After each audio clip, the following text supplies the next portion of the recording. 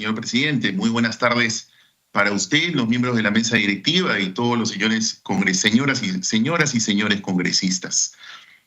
Mi nombre es Luciano López Flores, yo tengo a cargo la defensa del expresidente del Consejo de Ministros, el señor doctor Salvador del Solar Labarte. Con su venia, señor presidente, si usted me permite, para mejor ilustración de todos los miembros de la comisión permanente, le pido autorización para poder proyectar unas diapositivas que me ayuden en la exposición. Permiso autorizado. Muchas gracias, señor presidente. Si me pueden confirmar que se ve en la pantalla, si fuera tan amable. Sí, se observa la pantalla. Procedimiento de acusación constitucional, denuncias constitucionales 384, 400 y 466. Perfecto, muy amable, señor presidente. Bueno, a ver, comienzo con la exposición. Señor presidente, a Salvador del Solar se le pretende sancionar pese a que la Constitución ya ha cerrado la puerta, caducidad. El señor congresista sustanciador Héctor Ventura ha mencionado por qué no procede. Bueno, en ejercicio del derecho de defensa yo argumentaré por qué sí procede. Se vulnera su derecho a la igualdad de trato. Se han obviado precedentes parlamentarios en este procedimiento. Se le pretende sancionar a pesar de que no existen pruebas razonables que derroten la presunción de inocencia y, finalmente, pese a la fuerza de la cosa juzgada. Señor presidente, señores y señoras congresistas, sancionar a Salvador del Solar no es justicia, es arbitrariedad. ¿De qué se le acusa? Tanto la señora presidenta de la Subcomisión de Acusaciones Constitucionales como el congresista sustanciador han efectivamente señalado que se le imputa infracción constitucional, presunta infracción constitucional, de los artículos 133 y el último párrafo del artículo 132 de la Constitución. En realidad la imputación, al menos así está en la resolución admisoria, ya en el transcurso un tanto que se ha ido modificando, como lo ha mencionado el propio congresista Ventura, lo cual es una afectación del derecho a la imputación necesaria, pero lo cierto es que como empezó este procedimiento, ha estado con esta imputación específica. El 30 de septiembre del 2019, en la sesión del Pleno del Congreso, se planteó una cuestión de confianza solicitando que se detenga el procedimiento de elección de magistrados del Tribunal Constitucional sin que en la sesión del Consejo de Ministros del 27 de septiembre del mismo año se hubiera acordado formularla con tal propósito. Y está en comillas, señor presidente, porque así está en la resolución, o al menos en el informe inicial de admisión de la imputación. La imputación necesaria está así planteada. No es de acuerdo a lo que menciona después el congresista sustanciador. Al menos los procedimientos parlamentarios deben cumplir con las reglas del debido proceso y eso establece la jurisprudencia del Tribunal Constitucional y por eso lo planteamos así.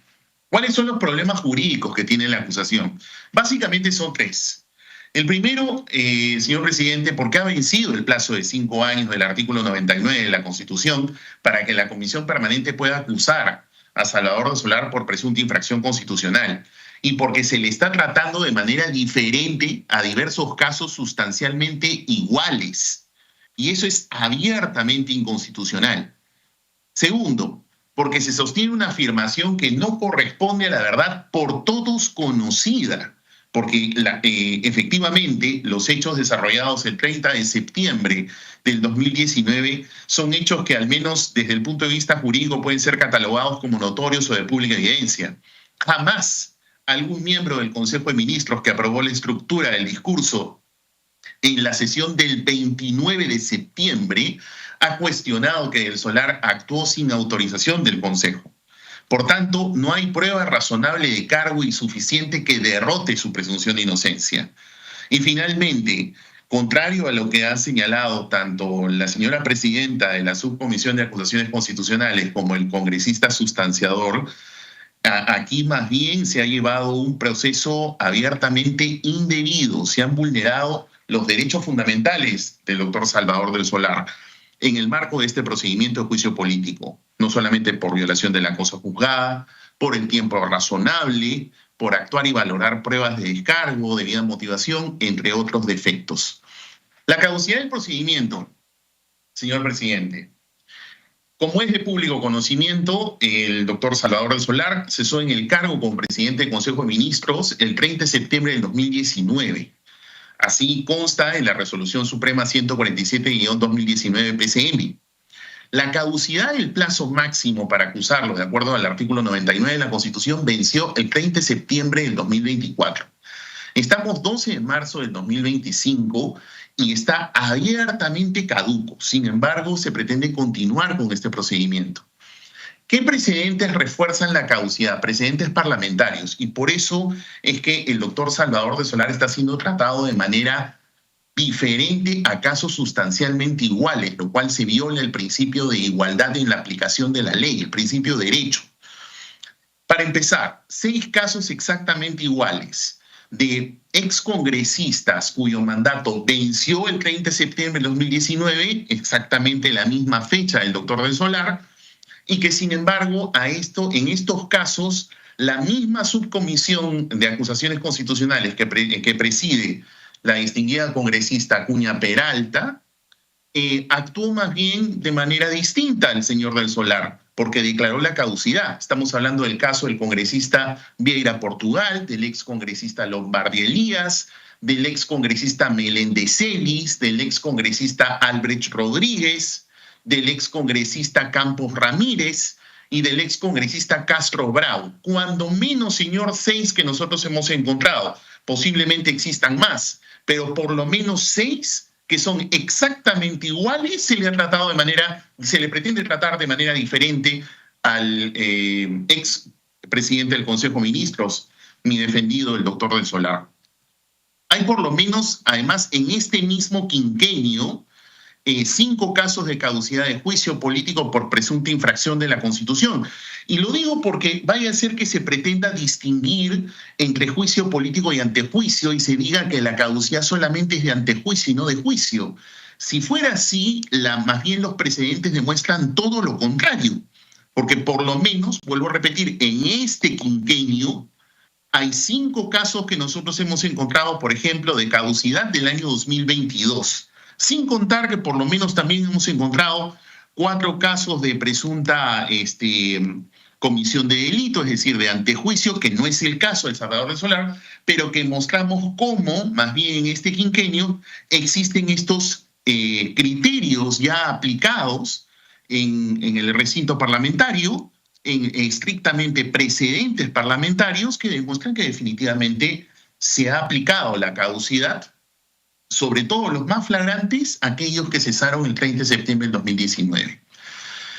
Es más, señor presidente, señores y señoras congresistas, el caso del señor Vieira Portugal, por ejemplo, es el más llamativo.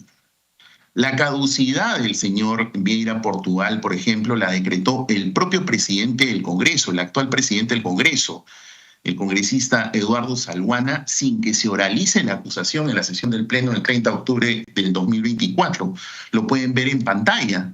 Perdón, 3 de octubre del 2024. Lo pueden ver en pantalla. Este es un extracto del diario de los debates de la sesión de esa fecha, en la cual el señor Salguana da lectura de un oficio que a ese momento le remite la actual presidenta de la Subcomisión de Acusaciones Constitucionales, la congresista Acuña Peralta, respecto de que para esa fecha ya había transcurrido el plazo de caducidad. Es decir, cuando se aprobó el informe final en la comisión permanente no había transcurrido el plazo, cuando se llevó a cabo la sesión del Pleno para ya dar cuenta de ese informe final y por tanto que se oralice la acusación, el actual presidente del Congreso leyó el oficio, dijo, bueno, ya operó la caducidad, ya no se llevó a cabo ningún procedimiento ante el Pleno y simplemente se archivó.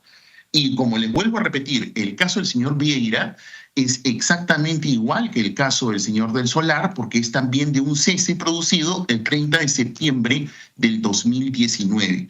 ¿Por qué entonces a del Solar se le va a tratar de modo distinto? ¿Por qué a él, por ejemplo, en los casos que he mencionado, como el de Vieira, o los otros 5, porque son 6, que al menos nosotros hemos detectado que son sustancialmente iguales, a ellos sí no se les ha dicho, mira, ¿sabes que hay una interrupción por el interregnum? Definitivamente que eso muestra que esto es abiertamente inconstitucional. Y es mucho más inconstitucional porque aquí hay un precedente parlamentario mucho más grueso, porque se trata de un informe de la Comisión de Constitución y Reglamento que fue aprobado, como pueden ver en pantalla, y nosotros lo hemos presentado por escrito en el desarrollo de este procedimiento, por la Comisión Permanente en la sesión del 21 de mayo del 2007. Nosotros hemos presentado estos documentos por escrito y allí se dejó muy claramente establecido, primero, que la caducidad del artículo 99 se aplica para casos de juicio y de antejuicio, es decir, para casos de infracción constitucional y para casos de presuntas comisiones de delito. Primera cuestión. Segunda cuestión, que tratándose de un plazo de caducidad, se dijo muy específica y claramente en este informe que no admite interrupción ni suspensión. Entonces, alegar la suspensión ahora, en el caso del famoso interregno, no solamente es contraprecedente parlamentario, sino que además, como ya he demostrado, es una abierta aplicación desigual de los criterios adoptados por este Parlamento en este quinquenio y más específicamente de esta subcomisión de acusaciones constitucionales, como le he demostrado, solamente en 6 casos. Es muy posible que existan más. Sobre el fondo del asunto, a ver, en realidad, al menos como está en el informe inicial con el que aprueba además la comisión permanente y con el cual se abre este procedimiento y con el cual se toma como marco de referencia para la imputación, se dice que en realidad el medio probatorio es el acta del Consejo de Ministros del 27 de septiembre. Nosotros hemos presentado un conjunto de medios de prueba, que justamente son los que ustedes ven en esta diapositiva, que mencionamos que existen una serie de hechos tanto notorios o de pública evidencia, como también documentos específicos, por ejemplo, los hechos notorios, el propio mensaje a la nación del expresidente Martín Vizcarra del propio 27 de septiembre, el comunicado de la Comisión Interamericana del 26 de septiembre, la conferencia que Salvador de Solar da en la sede del Congreso el 27 de septiembre tras presentar un oficio comunicando que plantearía la cuestión de confianza contra el proyecto de ley de reforma de la ley orgánica del Tribunal Constitucional y justamente para que se detenga el procedimiento de elección de magistrados. El acta de sesión del Consejo de Ministros del 29 de septiembre, en el cual se aprueba la estructura del mensaje, y aquí voy a mencionar sobre eso, notas periodísticas, es decir, una serie de medios de prueba que acreditan que en realidad el planteamiento de la cuestión de confianza era contra el proyecto de ley, pero para lograr un objetivo, que se detenga la elección. Entonces, si es que se pretende sostener lo contrario, se requiere una mayor carga argumentativa y probatoria. Porque yo acabo de escuchar, por ejemplo, ahorita, con todo respeto, al congresista Ventura, y él, para empezar, menciona el acta del 27 y luego dice el acta del 29. Bueno, acá tienen ustedes el tenor del acta del 29. Como ustedes pueden ver, dice orden del día, dice coyuntura nacional. Lógico, porque era una cuestión contextual de coyuntura, hecho notorio y público. El presidente del Consejo de Ministros informa que presentará ante el Pleno el día 30 de septiembre para sustentar la cuestión de confianza aprobada en la sesión del 27. Dada la importancia de la materia sobre la que versa el pedido de cuestión de confianza, el presidente del Consejo de Ministros presentó para su aprobación la estructura del mensaje, es decir, lo que diría la estructura del mensaje. Por tanto, todos los señores y señoras miembros del Consejo de Ministros sabían lo que iba a pedir. El Consejo de Ministros, previo análisis y deliberación de la situación, por unanimidad, acordó aprobar la estructura del mensaje. Al parecer, el congresista Ventura y los miembros de la Subcomisión de Acusaciones Constitucionales quieren que explícitamente aparezca así en el acta. Primera cuestión jurídica. No hay ninguna norma que exija la literalidad para el planteamiento exacto de la cuestión de confianza. Recordemos que se ciñe todo a un principio de legalidad en el orden jurídico y sobre todo en la administración pública. se aprobó la estructura del mensaje, por lo cual todos los miembros del Consejo de Ministros sabían qué se iba a plantear en la cuestión de confianza, que era contra el proyecto y para que suspenda la elección. Eso estaba en la estructura del mensaje. De lo contrario, no tendría lógica el planteamiento de la cuestión de confianza. Conste en acta, que es lo que exige el congresista Ventura, a tenor de lo que dice la Constitución, que todos conocemos. Sí, pues la Constitución dice que debe constar en acta. Claro que conste en acta. ¿Qué conste en acta? El 27 de septiembre la aprobación del proyecto y una complementariedad en el acta el 29, que era la aprobación de la estructura del mensaje. Afirmar lo contrario, perdón, y respondo, ¿conste en acta? Sí, conste en acta. Ustedes lo están viendo en pantalla. Afirmar lo contrario requiere mayor carga probatoria. ¿Por qué? Porque requieren destruir la presunción de inocencia. Por ejemplo, ¿han citado siquiera como testigos a alguno de los exministros para tener testimonios contrarios? Porque, perdónenme, pero por presunción de inocencia que tenemos todos, ustedes, nosotros, todos los ciudadanos del Perú, yo no tengo que yo no tengo que demostrar mi propia inocencia. Es decir, mi patrocinado no tiene que demostrar su inocencia. Si la comisión, como ha dicho el propio congresista Ventura, y he tomado nota, dice, por si acaso, señores colegas, esta comisión ha indagado el procedimiento de aprobación en el Consejo para determinar si se aprobó la suspensión del procedimiento. Bueno, yo le estoy mostrando una prueba de que se acordó la estructura del mensaje y que allí se leyó.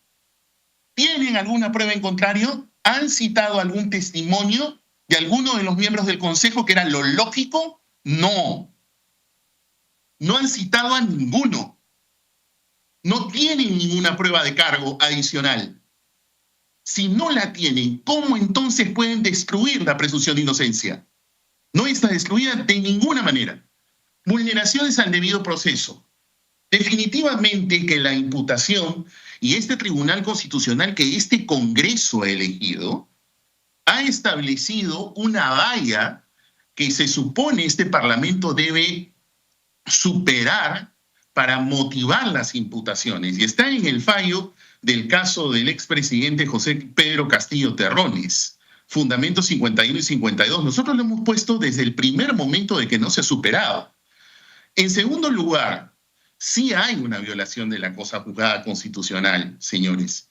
Definitivamente, porque más allá que estemos de acuerdo o no estemos de acuerdo, yo en lo personal lo he dicho un montón de veces, yo no estoy de acuerdo, pero definitivamente como demócrata, como respetuoso del orden jurídico, tengo que acatar la cosa juzgada. Tengo derecho a criticar las resoluciones judiciales. Pero por supuesto, eso se hará en un debate académico, político, lo que fuera. Pero jurídicamente hay que respetar la cosa juzgada. Y sí hay un pronunciamiento sobre el particular, aunque desde luego, después que termine mi exposición, dirán todo lo contrario. ¿Y han habido irregularidades en la tramitación? Por favor, han habido muchas. Para empezar, la propia presidenta de la Subcomisión de Acusaciones Constitucionales, al iniciar esta sesión y dar cuenta de su actuación, ella misma ha mencionado que la comisión permanente aprobó y le otorgó a esta subcomisión un plazo de 15 días hábiles de investigación. No ha mencionado en ningún momento una autorización de la comisión permanente para ampliar el plazo, con lo cual el plazo razonable se supervulneró. Y nosotros lo hemos mencionado y lo hemos requerido en todo momento por escrito. Ahí están todos nuestros escritos, porque nosotros, como les consta a los miembros de la Subcomisión de Acusaciones Constitucionales, hemos tenido una defensa muy activa, a pesar que el plazo de caducidad se venció. Porque no solamente hemos hecho un descargo sobre el fondo, hemos estado mencionando y poniendo y dejando constancia por escrito de todas las infracciones al debido proceso. Ha habido una limitación en la actuación de las pruebas de defensa. Yo he escuchado aquí, por ejemplo, al congresista Ventura, con todo respeto, pero le hago recordar que en mi escrito número 3, sobre el cual no ha dicho usted absolutamente nada, o sea, en mi escrito número 3 dejé constancia que habían por lo menos 5 medios de prueba de descargo que nosotros ofrecimos que no han sido admitidos y no se nos dijo por qué. Es más, en el numeral 6 de ese escrito 3, hicimos mención que habían 6 enlaces de medios de prueba, y digo enlaces porque son enlaces de direcciones de la Internet mencionadas en ese informe, en la cual dijimos, señores, los enlaces son inválidos, no se puede acceder. ¿Yo cómo hago descargo de esa prueba? Y respecto de este escrito 3 y respecto de estos aspectos, no se nos ha respondido nada, con lo cual yo tengo limitaciones a mi derecho a la prueba. Y definitivamente, como ya mencioné, se ha vulnerado el plazo razonable y sobre todo, respecto de la caducidad, hay una violación pero flagrante e inmensa de la igualdad de trato. Sobre esto quiero mencionar una cuestión y con eso voy terminando, señor presidente. En el transcurso del procedimiento, entiendo que por impulso del congresista Muñante, se trató de que la Comisión de Constitución emita un informe que entiendo el objetivo era tratar de que se desdiga de ese informe del año 2007, porque evidentemente es un precedente. Hasta la fecha, no solamente el informe no tenemos nosotros conocimiento que exista, o al menos nunca hemos sido notificados para poder hacer defensa. Y en todo caso, aunque se hubiera emitido porque lo desconozco, como le menciono, porque no hemos sido notificados, sin embargo, por respeto a la seguridad jurídica, tendría que regir de allí en adelante, pero no aplicarse para el caso del señor del Solar. Porque evidentemente, como pueden ver, si van a manejar ese criterio como se menciona en el informe del congresista sustanciador, el informe final, que es el que se aprobó en la Subcomisión de Acusaciones Constitucionales, como lo he demostrado en esta exposición, por lo menos existen 6 casos sustancialmente iguales donde el famoso interregno jamás se aplicó. Entonces, definitivamente, prueba palmaria de que hay una vulneración del derecho a la igualdad de trato del Solar es más que evidente. ¿Qué solicitamos entonces como conclusión, señor presidente y señores y señoras congresistas? Primero, lo evidente, que se declare la caducidad de la acusación en lo referente al señor Salvador del Solar y en consecuencia se archiven las denuncias acumuladas en lo que a él corresponde, porque solamente es el caso de él. Sobre todo por un tema de igualdad de trato, porque eso es lo constitucional. Y definitivamente sobre el fondo del asunto, por las razones que he mencionado, tanto infracciones al debido proceso, sobre todo, además, por el no derrotamiento de la presunción de inocencia, se desapruebe el informe final de la Subcomisión de Acusaciones Constitucionales. Y una cuestión adicional, señor presidente, y yo con eso le agradezco mucho el tiempo concedido y voy terminando.